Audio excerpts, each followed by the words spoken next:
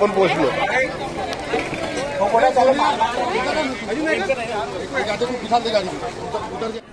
येत्या काळात रमजान ईद, होळी, रंगपंचमी असे विविध सण त्योहार येणार आहेत। त्या अनुषंगाने एक पोलिसांची शांतता अबाधित ठेवण्याकरिता आणि पोलिसांचा जर एखादी अनपेक्षित घटना घडली तर रिस्पॉन्स टाइम चेक करण्याकरिता आपण दंगा काबू योजना या ठिकाणी अब्दुल शहा दर्गा परिसर या ठिकाणी आपण राबविलेली आहे। त्याच्यामधून आपण पोलिसांचा रिस्पॉन्स टाइम आपण चेक केलेला आहे।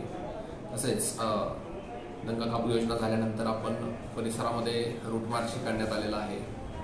या दंगा काबू योजना आणि रूट मार्च करण्याचा उद्देश हाच आहे की परिसरामध्ये शांतता राहावी। नागरिकांना आम्ही आवाहन करतो की येथे जे सण आहेत ते सर्व शांततेत पार पाडावे। कोणत्याही क्षणी काही अडचण आलेली असल्यास पोलीस सदैव तत्पर आहेत।